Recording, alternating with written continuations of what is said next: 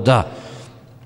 Spominju islamski učenjaci razloge. Koji su razlozi da čovjek zapadne, čovjek koji je vjerni, koji hoće da krene pravim putem, koji voli Allah subhanahu wa ta'ala, voli Allahovog poslanika, voli Allahovu vjeru.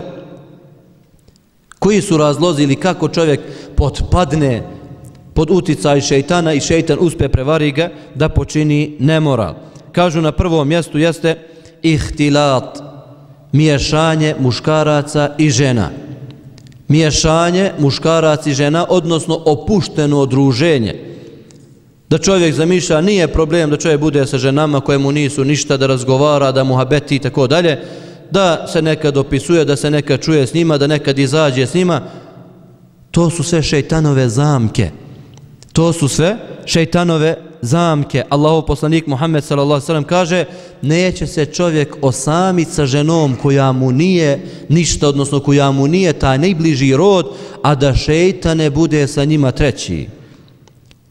Znači nemoguće je, nemoj neko da zamišlja ja sam čvrst imanski, mogu ja to, meni to ništa ne smeta, ja mogu da se družim i da se dim i da pijem i da putujem, da se vozim u auto s nekom drugaricom, koleginicom bez problema i tako dalje.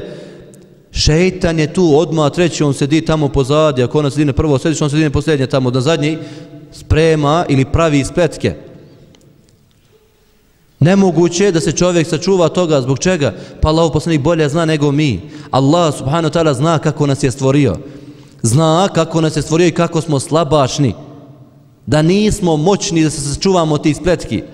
Pazite, uzvišeni Allah subhanahu wa ta'ala, ovo je dovoljno da čovjek samo o ovome razmisli.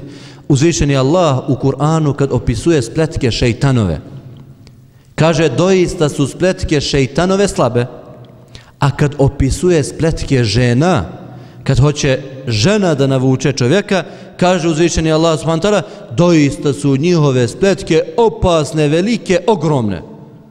Znači, ženske spletke u odnosu na muškarca su mnogo opasnije nego šejtanove spletke.